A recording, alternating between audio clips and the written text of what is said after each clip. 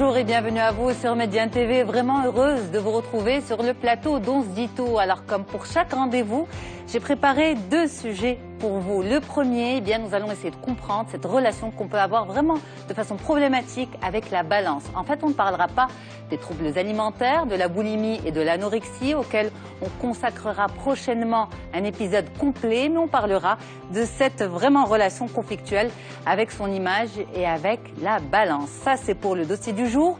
Ensuite, on enchaînera sur l'interview 100% santé. Nous allons parler de nos reins. Prenons soin de nos reins avec Dr Zineb Rami. À tout de suite sur Médiane TV.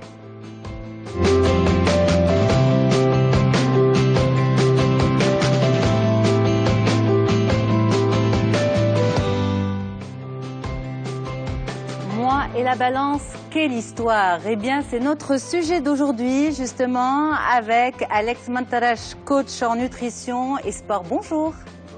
Reda Mhasni, vous êtes psychologue, psychothérapeute. Bonjour. Bonjour à vous. Et Zohor Amrani, vous êtes hypnothérapeute. Bonjour. Bonjour aussi. Merci beaucoup d'avoir accepté l'invitation de l'émission, à vous trois, un panel d'experts justement pour différentes prises en charge, sûrement complémentaires. C'est ce que nous allons essayer de discuter ensemble dans On se dit tout aujourd'hui. Alors, on va commencer par le côté psychologique. Reda Mhasni, dites-nous pourquoi on a souvent, mais pas tous heureusement, mais on a souvent cette relation assez conflictuelle avec notre corps. Alors la relation conflictuelle avec le corps n'apparaît pas uniquement quand on pose la problématique de ces kilos en trop, de ces kilos en moins, des kilos émotionnels quelque part. À l'origine, il y a un souci émotionnel. Les émotions nous poussent des fois à manger davantage ou à ne pas manger. Et du coup, je pense que c'est un problème émotionnel plus qu'un problème organique. Les différents régimes, les différentes disciplines que nous proposons aux patients, souvent sont un échec. Souvent, c'est comme quand on va en parler dans l'émission de l'effet yo-yo, de l'effet des différents effets de ces régimes-là. Il y a un va-et-vient entre un état et un autre, et ce qui fait que quand on ne prend pas en considération l'élément émotionnel, les conflits émotionnels que nous avons dans notre vie, dans notre environnement, la solution ne se trouve pas forcément dans le manger moins ou le manger différemment, mais plutôt penser différemment. Parce que justement, c'est ce qui va expliquer l'effet yo-yo. On va le développer dans un petit moment. Certainement. Absolument. Alex Mantarash, dites-nous, pour vous, en tant que coach nutrition et sport, quelles sont les causes, de par votre spécialité, de la prise de poids? Les causes de la prise de poids, les causes sont nombreuses. Il peut y avoir, par exemple, déjà une histoire de conflictuelle justement avec la nourriture, et dans ce cas de figure, il incombe à la personne de résoudre ce conflit qu'elle a avec la nourriture. Après, il y a aussi une question de problématique par rapport au bien manger. Qu'est-ce que bien manger? La personne ne sait pas nécessairement comment bien manger, comment bien s'alimenter, ou croit savoir. Donc ça peut être aussi l'une des causes. Il peut y avoir aussi des composantes génétiques ou des composantes même des troubles hormonaux, métaboliques que la personne peut avoir et qui peuvent expliquer pourquoi elle va avoir tendance à l'embonpoint. Vous avez certains types de morphotypes aussi qui sont plus ou moins propices à la prise de poids. Donc en fonction c'est un ensemble composite, on va dire, de causes, de facteurs génétiques, sociaux, environnementaux, aussi la famille dans laquelle on a grandi, qui a des habitudes alimentaires que l'on pérennise et qui parfois peuvent expliquer pourquoi la personne souffre de surpoids ou de sous-poids. Donc vous avez c'est un ensemble, comme je viens de l'évoquer, un ensemble composite de facteurs qui peuvent expliquer. Alors, il y a le côté psychologique, on va le développer, et il y a, vous l'avez dit, plusieurs raisons, notamment des raisons génétiques, environnementales, sociétales, et il y a le manger mal. Pour le spécialiste que vous êtes, le manger mal, ça veut dire quoi? Vous avez dit, certaines personnes pensent savoir bien manger. Est-ce qu'il y a souvent des erreurs qui reviennent? Déjà, d'une part, je le dis souvent à mes clients, il y a beaucoup de faux amis dans l'alimentation. On a tendance à penser parfois que certains aliments sont bons ou sains, alors qu'ils ne le sont pas. Et inversement. Justement. Alors, par exemple, on va démystifier tout ça. On va prendre le cas des lentilles, par exemple, ou des légumineuses de façon générale, comme les haricots blancs, les fèves, etc. Souvent, les gens ont tendance à dire « Ah ça, il ne faut pas que j'en mange parce que ça fait grossir ». Pas tout à fait. Les lentilles sont assez faiblement caloriques, très riches en fibres, etc. Donc elles ont un effet satiétant assez puissant. Donc pour pas rentrer dans les détails techniques... Non mais il faut justement, voilà, je vous demande de rentrer dans les détails. Voilà, je vais rentrer dans les détails techniques. Donc ces légumineuses ont un effet coupe-faim qui est relativement puissant et elles sont faiblement caloriques. Donc elles ne et riches en protéines. Riches en protéines, au-delà de ça, végétales, donc incomplètes, mais malgré ça, elles sont très intéressantes. Beaucoup de gens les évitent par peur de grossir, parce qu'elles considèrent que ça va grossir. Alors que l'erreur qui est faite, souvent, c'est l'ajout excessif de corps gras au cours de la cuisson de ces plats qui font que les lentilles ou les loubias, la hades, etc. deviennent hypercaloriques et donc moins intéressantes pour la vie. Inversement, vous avez beaucoup de faux... Pardon, juste un détail par rapport justement aux lentilles et aux haricots blancs. L'association aussi, en tant que protéine végétale, comme vous dites peut-être incomplète, mais en tant que protéine végétale, il ne faut pas l'associer à une autre protéine animale. Non, pas du forcément. Tout. Bah là, je vois de belles illustrations de protéines végétales, animales et végétales. Certains spécialistes, justement, disent qu'il ne faut pas associer, ça c'est une parenthèse, les protéines végétales aux protéines animales. Ah non, du tout. Et qu'on surcharge le foie. Au contraire. Alors, bon, je pense que la spécialiste, enfin, puis aussi, il n'y a pas qu'une question hépatique, il y a aussi une question d'ordre rénal. Il y a aussi une question d'ordre rénal et je lui laisse tout le loisir d'en parler. Mais en ce qui concerne l'association protéines végétales et protéines animales, elle est intéressante. Pourquoi? Parce que les protéines végétales sont dépourvues de certains acides aminés qui jouent un rôle important. Bon, ça c'est compliqué. Okay, donc vous dites, c'est pas grave, on peut les mélanger. Il fallait pas que je rentre dans les détails techniques, j'ai commencé à faire. L'autre exemple, vous vouliez donner un autre exemple. Alors après, vous avez les faux amis, ceux qu'on croit être plutôt sains et qui ne le sont pas nécessairement. Ce sont tout simplement les purées de préparation instantanée que vous versez dans une casserole avec du lait, etc. Donc souvent les gens vont avoir tendance à penser que ces purées-là sont plutôt saines parce qu'elles sont faiblement caloriques et qu'elles contiennent peu de corps gras, pourvu qu'on n'en ajoute pas durant la cuisson. Or, ces purées-là ne sont pas très intéressantes sur le plan diététique et sur le plan du poids, pour la simple et bonne raison qu'elles ont un effet sur nos niveaux d'insuline qui est assez important, et elles vont favoriser le stockage des graisses. Elles donnent des pics d'insuline dans le corps. Voilà. Donc, d'un côté, vous avez le faux ennemi, qui sont les lentilles, les légumineuses, et vous avez les faux amis qui sont par exemple les purées lyophilisées, le pain blanc et ce genre de choses. Absolument. Voilà. Alors, tout au long de l'émission, ça serait bien qu'on donne au fur et à mesure des conseils comme ça, diététiques, alimentaires. Ok. Voilà. Alors, Zehra Lamrani, vous êtes hypnothérapeute et dans ce trio du psychologue, du nutritionniste, coach sportif, l'hypnothérapeute intervient à quel niveau en matière de problèmes de poids, de prise de poids? Alors, pour la perte de poids, l'hypnothérapeute peut intervenir afin de changer les comportements du patient, de la personne. Donc, bien sûr, comme il a dit Reda tout à l'heure, pour la perte de poids, il n'y a pas que changer sa façon de manger, mais surtout changer sa façon de penser par rapport à la nourriture. Et par rapport à son corps, donc en par fait, rapport à soi-même. Vous faites le lien entre le psy et le coach nutrition? Moi, en fait, j'aurais dû me mettre ici, tu vois, entre les deux. Parce que c'est ça, en fait, parce que pour le psy, c'est le comportement alimentaire. Exact. Pour, le mécanisme cérébraux. Pour le coach nutrition, c'est les choix. C'est ça. Et pour vous, c'est?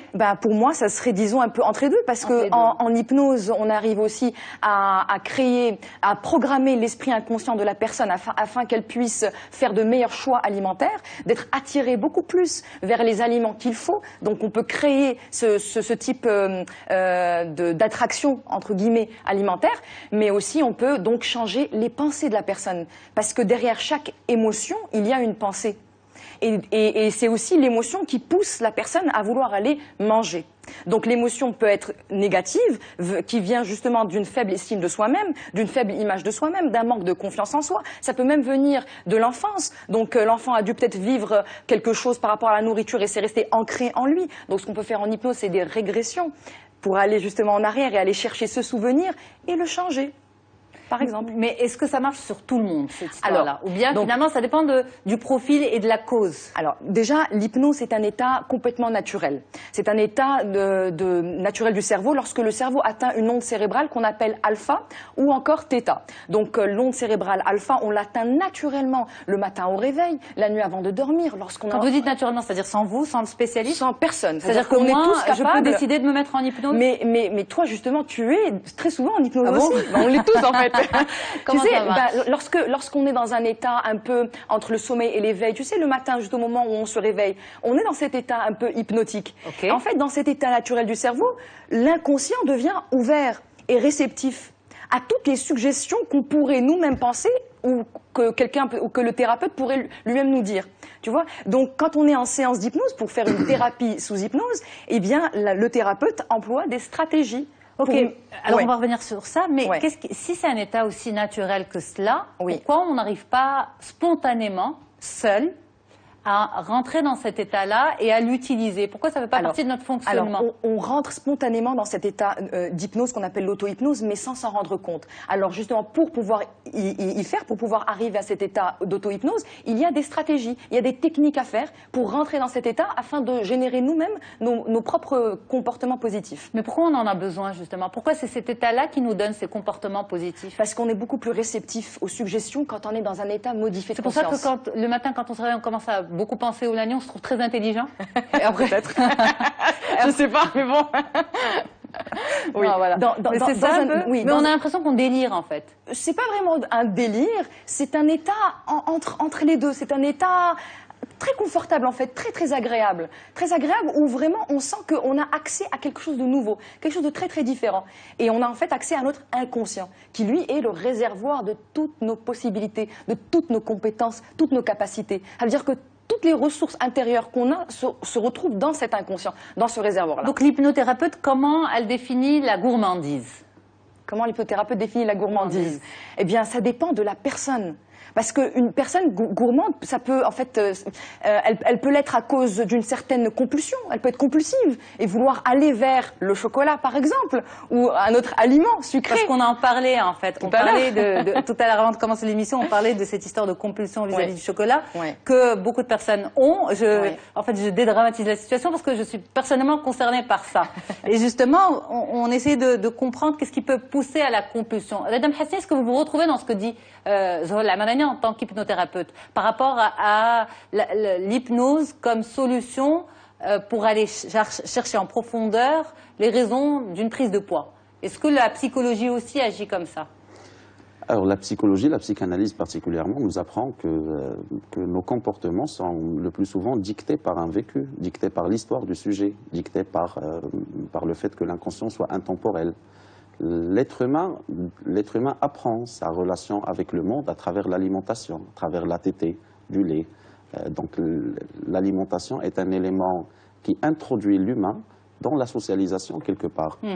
Nous interagissons avec le monde à travers cette éducation alimentaire, une éducation alimentaire qui va se poursuivre plus tard et le plus souvent, elle va avoir un impact. Beaucoup de comportements à l'âge adulte tiennent leur origine dans une forme d'éducation bien faite, mal faite, quelque part, quand la maman s'amuse à récompenser un enfant parce qu'il a subi une frustration, donc on lui donne un bonbon. Alors justement, par exemple, les problèmes de relation avec la balance, ça commence à se construire vers quel âge? Parce que bon, souvent, je pense, mais souvent c'est à l'âge adulte qu'on prend conscience un peu de son corps, de l'image de son corps. Mais dès la naissance, on pèse le nourrisson. Et Oui, ça mais, continue tout mais au long honnêtement, c'est-à-dire, vous avez raison, dès la naissance, on pèse le nourrisson, mais à quel moment, quelles sont nos erreurs à nous en tant que parents avec nos enfants qui feront que peut-être plus tard, nos enfants auront une relation conflictuelle avec la balance? Alors, si tout se passe bien, c'est à l'âge de l'adolescence que cette problématique corporelle va avoir des dimensions beaucoup plus importantes. Mais hélas, la socialisation des enfants, la scolarisation à l'école, il y a toujours une forme de différenciation, une forme de discrimination qui s'opère entre les enfants. Ce sont des anges, comme on dit, mais qui peuvent être aussi des diables. Entre eux, bien entendu. La question de l'harcèlement est souvent mise de côté dans le débat sur cette question, mais elle a droit de citer dans cette problématique, dans le sens où on discrimine celui qui porte des lunettes, celui qui a des cheveux frisés, celui qui a une différence quelque part. Celui qui est rond, celle qui a une rondeur, bah aussi elle est discriminée. Donc cette problématique de prise de poids et de la balance peut se déclarer bien avant l'adolescence. Mais qu'à cela ne tienne, l'adolescence est le rendez-vous quelque part où il y a une évolution très rapide du corps il y a ce qui accompagne aussi des bouleversements psychologiques. Il y a une maturation qui est disharmonique quelque part. On a une avancée importante au niveau corporel, mais pas aussi importante au niveau psychologique et vice-versa. Mais justement, dans ce que vous dites, par exemple, en tant que parent, on peut se sentir un petit peu démuni par rapport vis-à-vis de cette situation. On n'y peut rien, puisque finalement, c'est dans leur sphère à eux, à l'école, que ce genre de problèmes peuvent apparaître. Et ils sont nourris par les autres camarades. Mais par exemple, nous, dans notre langage, dans notre communication, le poids des mots, le poids des phrases, le poids des comportements des parents, qu'est-ce qui fait qu'on peut aussi impulser en quelque sorte cette problématique de poids chez l'enfant? Alors, il est important d'instaurer une éducation alimentaire qui privilégierait, par exemple, de manger à table, ensemble, d'interdire de manger devant la télévision. Oui, mais un ensemble de pratiques, oui, mais aussi un ensemble de comportements vis-à-vis de l'enfant. Mais par exemple, les enfants, le regard, oui, à ne pas discriminer, à ne pas insulter. Des fois, j'ai vu des parents insulter ou étiqueter leur propre enfant par sa rondeur ou parce qu'il est maigre ou parce qu'il est... Donc, le regard que la maman a sur l'enfant est très important, qu'a le papa, qu'a le frère aîné, qu'a la sœur, qu'a l'environnement immédiat de cet enfant. L'image qu'on lui renvoie est importante pour le narcissiser, pour l'installer dans une forme de réconciliation avec son propre corps, ou bien ça pourrait l'enfoncer dans sa problématique et dans ses doutes envers lui-même, dans son image inconsciente de lui-même. Et sur cette question-là, le discours environnant immédiat est extrêmement important. Il est important d'accepter ses propres limites. Et il y en a des enfants qui ont des corpulences plus fortes que d'autres. Et ce n'est pas un défaut, ce n'est pas un manque. Mais alors, justement, on va revenir sur la structuration de l'enfant par rapport à ça dans un moment. Mais si vous permettez, Zohla Amrani, dans ce que dit Reda Mhasni, quand vous faites votre forage d'hypnothérapeute, est-ce que vous retrouvez un peu ce vécu de l'enfant chez l'adulte devant vous, en fait? Dans quel sens? Dans le sens où, justement, quand vous faites vos séances d'hypnose, est-ce que vous retrouvez ce vécu-là? Par exemple, enfant, on m'a dit ça et ça, ça. Oui, enfant, on m'a bien stigmatisé. Sûr, tout le temps, ça ne rate jamais. Ça veut dire que quelqu'un qui a un problème avec son poids, c'est pas un problème qui est survenu à l'âge de 20 ans, 25 ans. C'est vraiment soit dans l'adolescence, soit avant la puberté.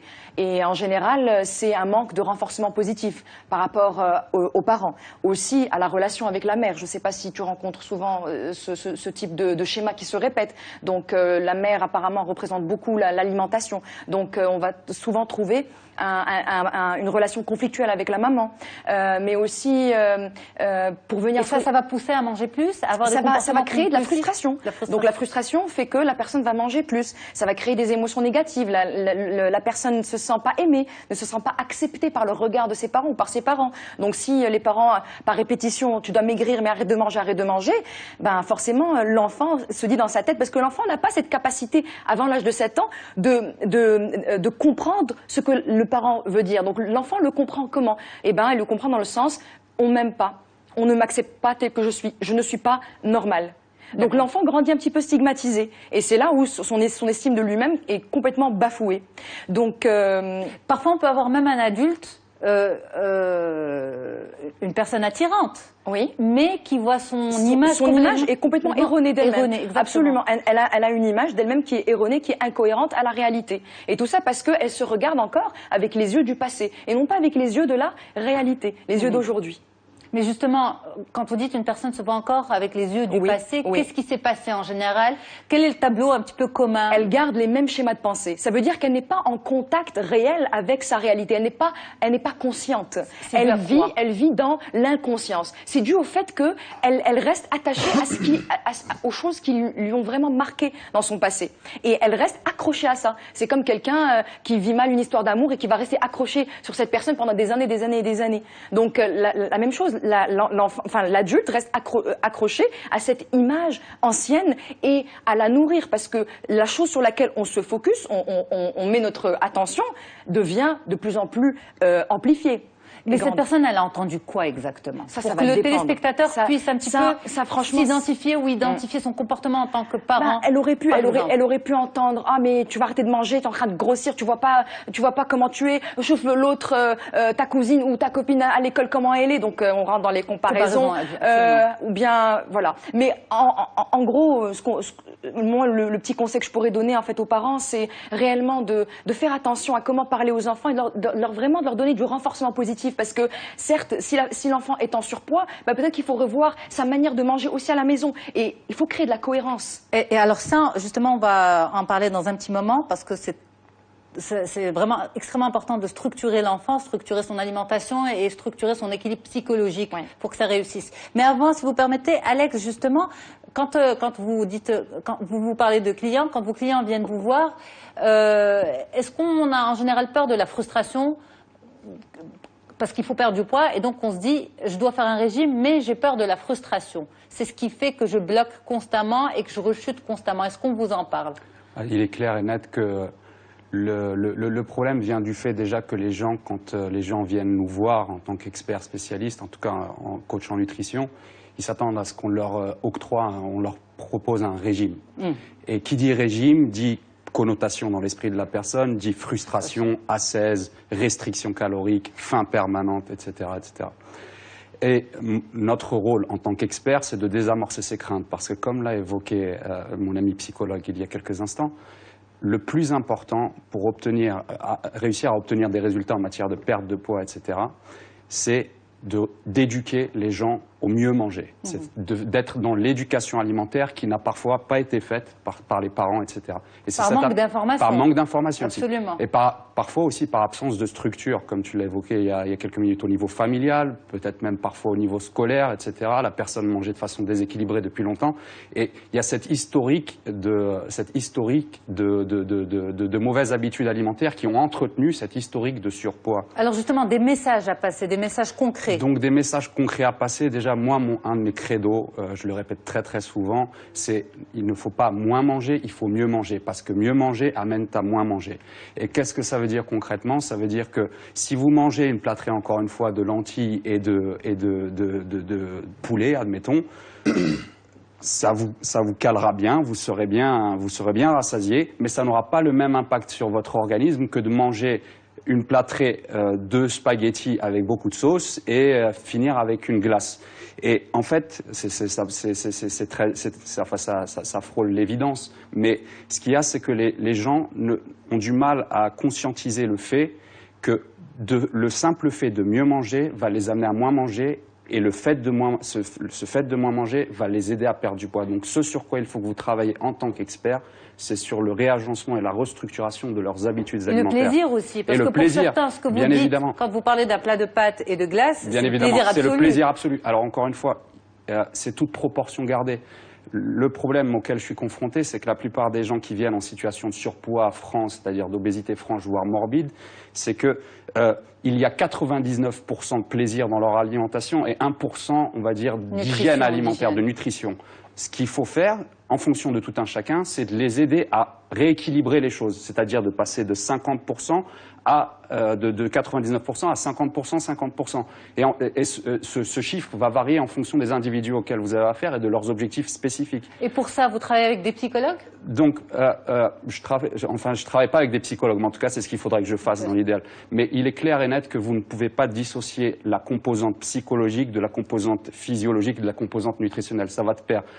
Comme l'a évoqué encore une fois mon ami psychologue tout à l'heure, la première des choses qu'un enfant fait lorsqu'il naît, c'est la tétée. Et c'est cette relation avec cette mère nourricière, etc., qui lui permet d'établir son contact avec le monde. C'est sa première réalité, c'est à travers la nourriture. Donc, la façon dont on vit, la nourriture est véritablement centrale. Et ce qu'il faut faire, tout simplement, c'est réapprendre aux gens à manger. Donc, être dans l'éducation alimentaire et non pas dans dans des solutions temporelles telles que des régimes, etc. Les solutions express. En tout cas, ce qui est important, Voilà. c'est aussi la structuration de l'enfant, lui donner confiance en lui, mais lui donner aussi les clés pour savoir bien manger. Ça, on va en parler dans un petit moment. Zol Amarani, est-ce qu'on peut, par exemple, envisager une hypnose express sur le plateau? Est-ce que c'est faisable? Est-ce qu'on peut le faire ou pas? Alors, à quel but exactement? Alors justement, dans cette histoire de chocolat, par exemple, Ok. la compulsion vis-à-vis du chocolat, est-ce que dans un petit moment, on peut se retrouver sur le plateau dont on se dit Oui, tout oui, je pense pour que une séance d'hypnose express sur moi? Est-ce que c'est jouable? on va essayer. Et après, je pourquoi pas. donnerai Mais justement, alors ça, on va le faire dans un petit moment. Oui. Mais comment ça fonctionne? Quand les gens viennent vous voir, ça prend une séance, 2 séances Alors, le nombre de séances va toujours dépendre de la problématique et de la motivation aussi de la personne et de sa réceptivité. Parce qu'encore une fois, on est tous réceptifs à l'hypnose, mais à des degrés différents. Donc tout à l'heure, toi et moi, donc on va essayer de voir à quel point tu es réceptif pour pouvoir voir si on peut réellement faire un changement inconscient assez rapidement, de manière rapide. Mais par exemple, pour la compulsion au chocolat, bah, ça peut prendre, disons, 3, 4, 5 séances, dépendamment de la raison pour laquelle la personne est compulsive. Parce qu'il y a une raison en fait, c'est le symptôme. La motivation de la compulsion est très différente dépendamment de la personne. Parce qu'on ne mange pas tous pour les mêmes raisons. Il y a des gens qui vont manger parce qu'ils ont besoin de garder le contrôle. Il y a des gens qui vont manger parce qu'ils ne veulent pas rester seuls et rester en contact avec leur essence réelle. Il y a des gens qui ne supportent pas le vide intérieur. Ok, eh bien on va se retrouver dans un petit moment pour tout ça. Vous allez essayer de me mettre sous hypnose pour les téléspectateurs, pour essayer de gérer cette compulsion au chocolat. Et puis on va aussi parler de l'importance de la structuration de l'enfant. Dans un petit moment, on se dit tout, sans oublier bien sûr que nous allons prendre soin de vos reins, de nos reins, avec docteur Zineb Arami. Elle est néphrologue, elle vient d'Agadir. On se retrouve dans un petit moment. À tout de suite.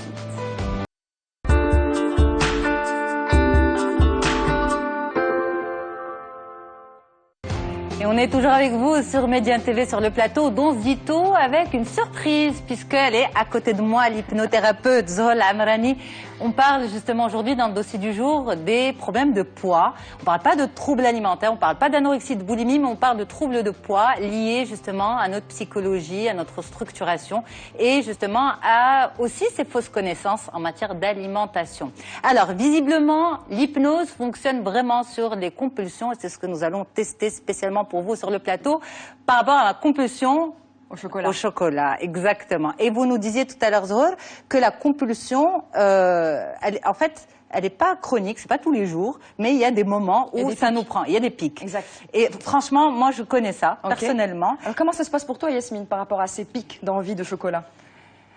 Je le ressens dans la bouche. Tu le ressens dans la bouche? Je le ressens dans la bouche, je m'imagine le bout de chocolat dans la bouche. Ok. Et voilà. Et certains spécialistes disent non, il faut penser à autre chose et ça va passer. Non, ça passe pas. Mais n'analyse pas, n'analyse pas. Ça commence dans la bouche. Ça commence dans la bouche. Tu es sûr que ça commence dans la bouche? Je sais pas. Ok. Est-ce qu'il y a une émotion qui vient avec? Un besoin de réconfort. Un besoin de réconfort. Ouais. C'est ça l'émotion dont tu as besoin. Absolument. Je ressens un besoin de réconfort à travers le chocolat. Je sens que en le mangeant, c'est ce qui va me faire du bien. Est-ce qu'il y a autre chose dans ta vie qui te réconforte à part le chocolat? Les bisous de mes filles. Les bisous de tes filles. Oui. Ok, très bien. Je vais te demander s'il te plaît de fermer les yeux maintenant. D'accord. Ok. Juste tu prends une bonne respiration. Excellent. Je t'invite maintenant, Yasmine, à aller chercher un souvenir de tes filles. Toi avec tes filles. Quand elles viennent et quand elles te serrent très fort. Elles te font des bisous. Est-ce que tu la vois, cette image? Je la sens plus que je ne la vois. Tu la ressens où dans ton corps? Où est-ce que tu peux la localiser? Ici. À ce niveau-là, je suis en train de toucher le micro. Très bien. À ce niveau-là. Tu gardes ta main juste là. Est-ce que ce ressenti vient aussi avec une image? Non, pas vraiment. Ok. Alors reste en contact avec ce ressenti. Essaie d'agrandir ce ressenti. Comme si tu pouvais mettre ce ressenti sur un écran géant de cinéma. Le rendre énorme. Sans fin. Tu peux même augmenter la luminosité. Améliorer les couleurs. Peut-être même augmenter les sons. de ce ressenti. De voir peut-être le visage de tes anges près de toi. Ça te fait tellement de bien. Parce que c'est ça le réconfort. Ton réconfort. Je la ressens plus, l'émotion. Ok. Est-ce que tu ressens l'image maintenant? Tu la vois l'image, pardon? Non. Ok. Essaie d'aller chercher alors cette image. L'image de tes enfants qui t'apporte tant de réconfort. Ton inconscient fait le travail pour toi. Parce qu'en fait, c'est pas important d'être dans une transe profonde ou dans une hypnose profonde pour faire les changements nécessaires. Des fois, il suffit juste de fermer les yeux et de s'imaginer et de rentrer en contact avec la partie de toi qui est une partie créatrice.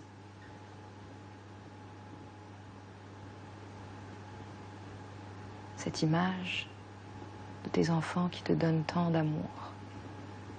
Parce qu'en fait, le réconfort, c'est de l'amour, n'est-ce pas? Excellent. C'est très très bien. Quand tu auras cette image, fais-moi signe de la main, s'il te plaît.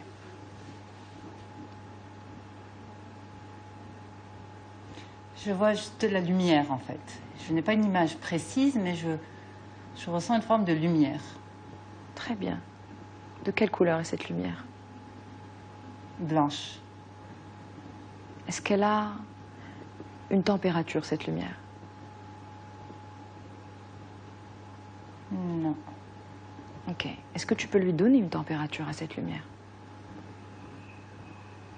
Elle est bien. Elle est bien. La température que toi tu veux, que toi tu aimes. Est-ce que cette lumière, tu peux la placer ici et l'ancrer ici? Cette lumière qui finalement représente l'amour, le réconfort,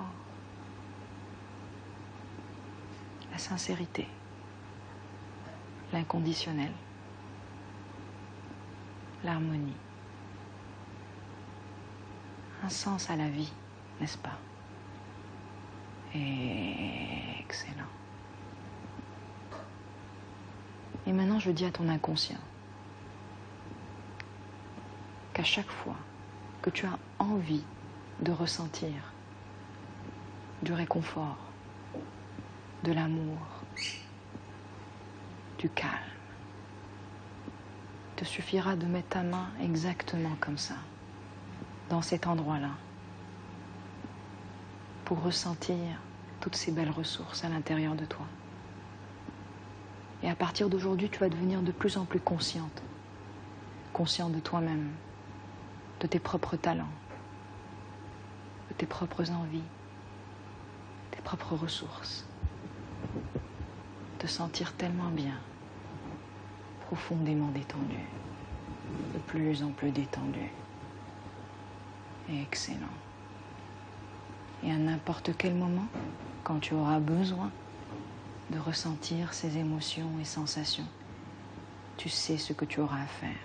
Simplement, doucement, mettre ta main exactement dans cet endroit et ressentir un contrôle, un amour. Excellent. C'est très, très bien. Et tu peux être fier de toi. Très, très fier de toi.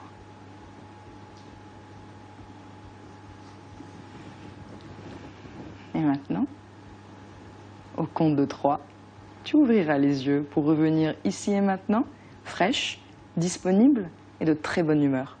1, 2 et 3.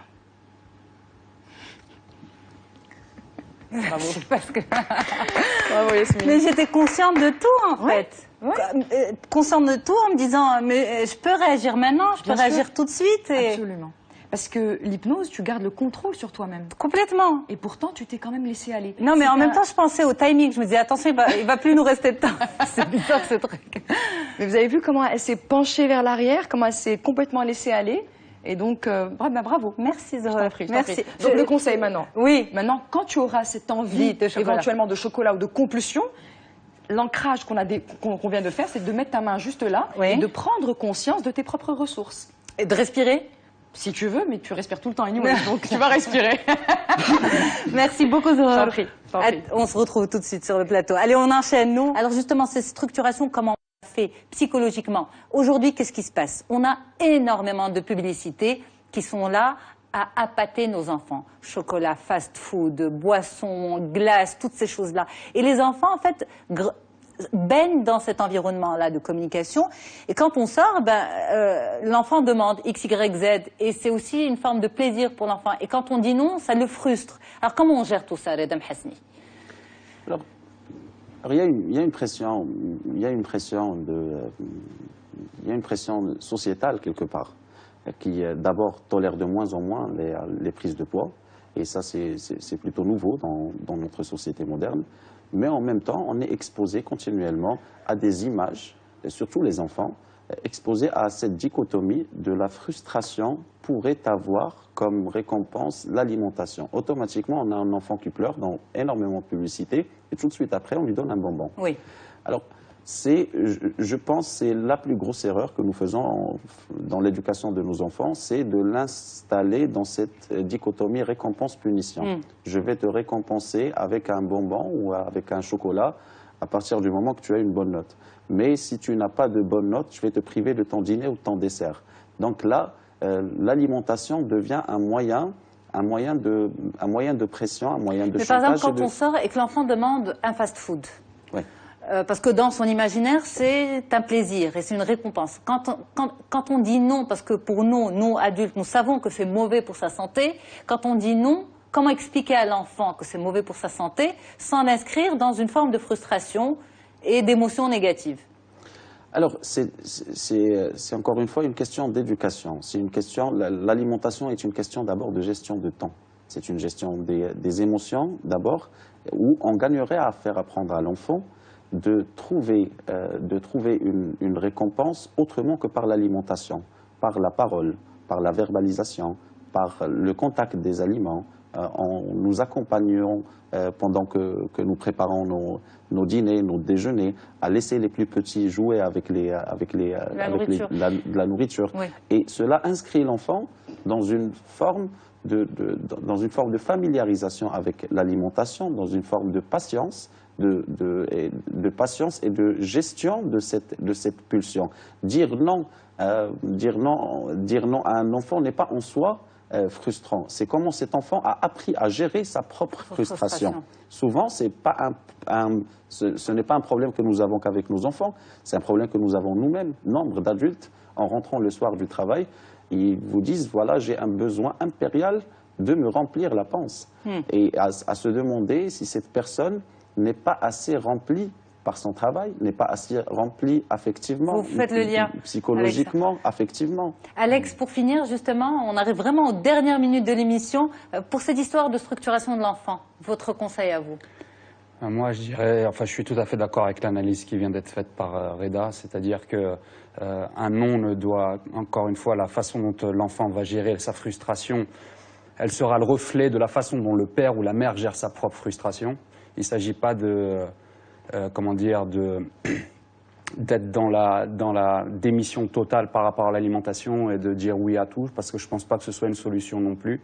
Je pense qu'il faut apprendre justement à l'enfant à verbaliser ses frustrations ou à retrouver du réconfort autre part que dans l'alimentation. Et il est évident que si l'enfant voit le père ou la mère combler son vide existentiel ou son vide par rapport au travail par le biais de l'alimentation, l'enfant ne fera que reprendre un pattern qui existe d'ores et déjà. Un schéma, absolument. Zohar, pour finir. Oui. Justement, votre mot par rapport à ça, par rapport à la structure de l'enfant? Oui. Alors moi, je dirais d'aller chercher à comprendre qu'est-ce que ça représente pour l'enfant. Par exemple, aller manger dans un fast-food, qu'est-ce que ça représente réellement? Est-ce que c'est un moment de partage avec ses parents? Parce qu'à la maison, il y a toujours des sources de distraction et que là, on n'a pas de télé, on n'a pas de téléphone et on est juste entre nous, peut-être en train de partager. Peut-être que, parallèlement, les parents devraient passer plus de temps consciencieusement de manger avec leurs enfants sans distraction et de profiter de la vie. Eh bien, merci beaucoup vraiment pour ce beau moment de partage. Moi, je plane toujours, Zohar. Franchement, je suis encore extrêmement détendu. Alors, il faut que j'assure mon interview dans quelques instants. On va parler de reins. Prenons soin de nos reins. On en parle tout de suite avec Dr Zineb Rami. Merci beaucoup Alex Mantarash. Vous êtes coach nutrition sport. Reda Mhassni, vous êtes psychologue, psychothérapeute. Et Zohra Amrani, vous êtes hypnothérapeute. J'y arrive. Voilà, je reste lucide. Merci beaucoup. Et à très vite sur le plateau d'On se dit tout. Merci à vous. Moi, je vous retrouve dans une poignée de secondes pour parler de nos reins. À tout de suite.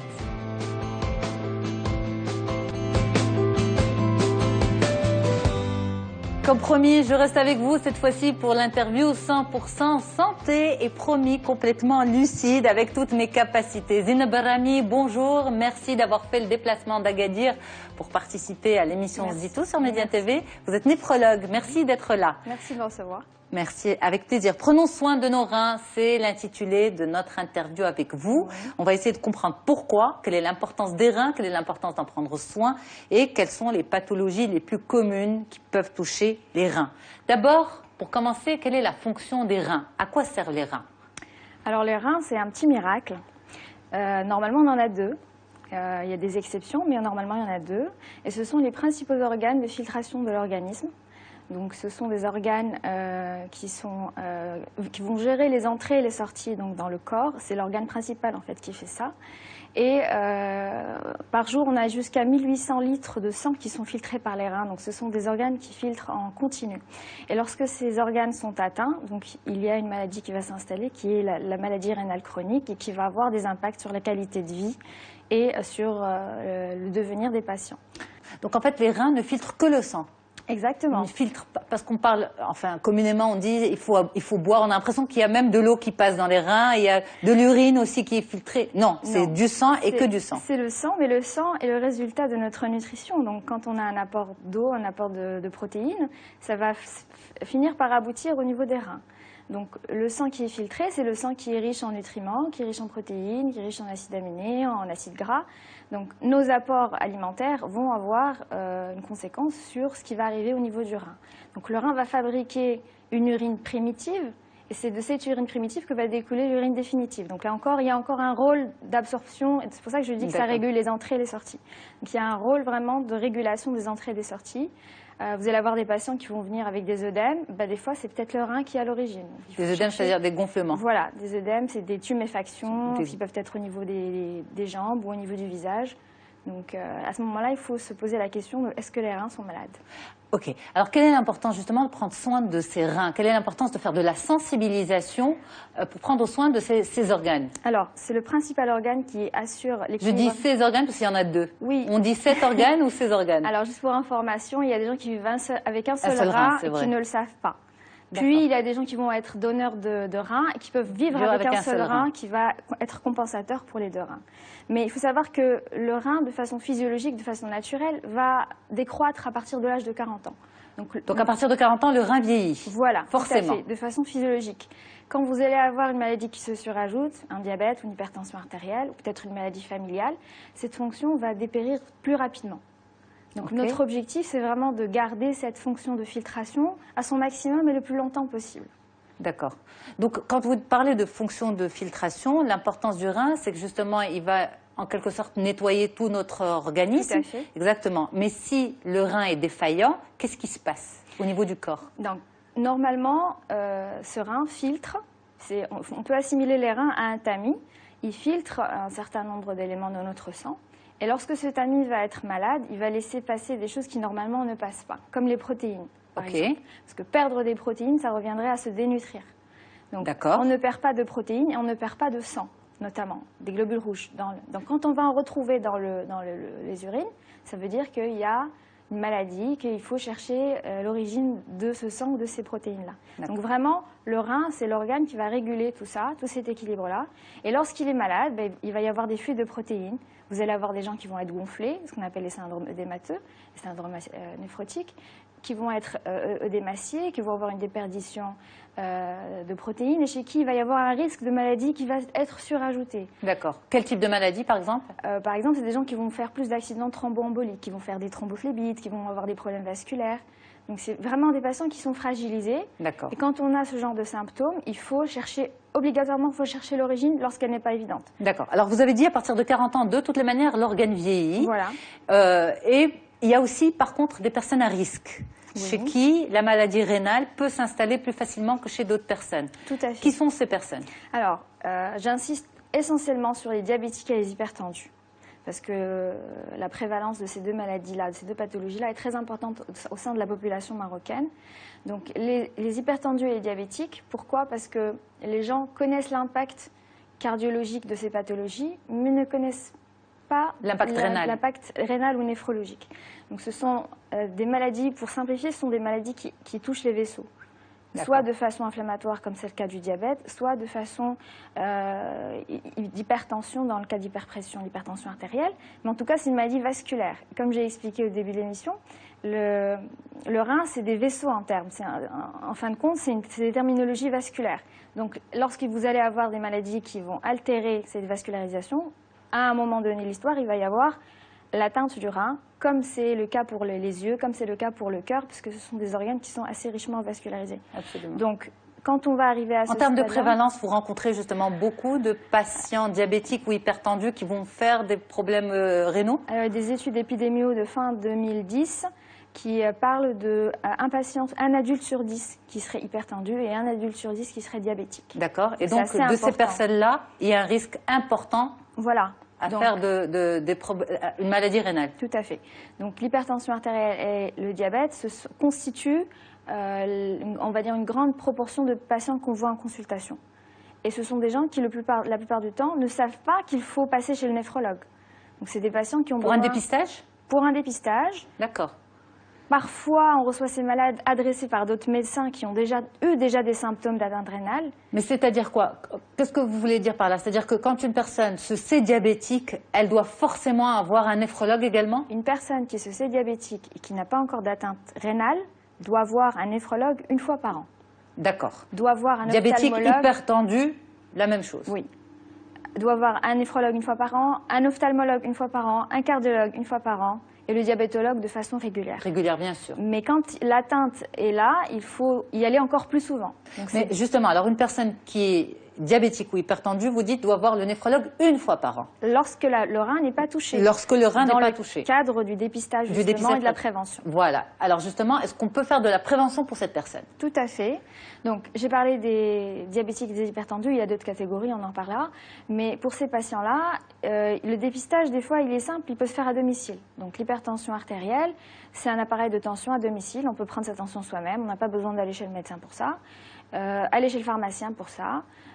Donc, il y a des bandelettes urinaires pour dépister la présence de protéines dans les urines ou la présence de sang dans les urines. Ça, c'est pour l'hypertension. C'est pour les hypertendus et les diabétiques. Je les mets dans la même catégorie parce qu'ils évoluent presque pareillement. Mais juste une nuance, j'arrive pas à suivre. Par exemple, quand vous dites on peut faire de la prévention, est-ce qu'on va faire de la prévention en termes d'évolution de l'hypertension ou du diabète, ou une prévention pour que le rein ne soit pas touché? Non, vous avez des patients qui sont hypertendus ou diabétiques. Oui. Ça, c'est de visu, c'est le postulat de départ. Absolument. Et ce sont des patients qui vont développer des atteintes rénales avec le temps, plus ou moins rapidement en fonction de la prévention. Forcément.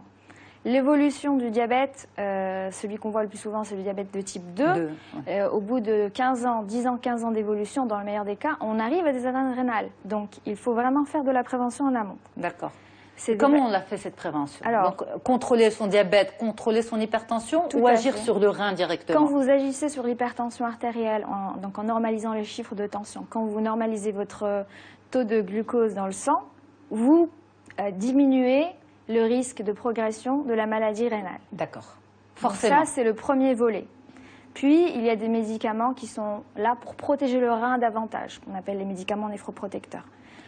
Donc, une personne qui est diabétique ou hypertendue et qui n'a pas d'atteinte rénale peut être mise sous traitement? Tout à fait. Pour prévenir l'atteinte des reins? Tout à fait. D'où l'importance d'être accompagné par un néphrologue dès la déclaration de la maladie chronique. Voilà, donc c'est ce qu'on essaie d'instaurer, c'est d'avoir un suivi régulier, annuel au début, mais qui soit automatique. Alors pour une personne qui n'est ni diabétique ni hypertendue, comment peut-on prendre soin de nos reins, justement? Comment on peut prévenir la maladie rénale? Ok. Donc, les patients que nous, on voit le plus souvent, c'est des patients qui sont fatigués, qui sont âgés. Donc, c'est vrai qu'on peut faire des choses en amont à un âge plus jeune. Parce que, comme je l'ai dit, la fonction rénale décroît à partir de l'âge de 40 ans. Oui. Donc, quand on n'est pas un sujet à risque, c'est essentiellement l'alimentation qui doit être équilibrée.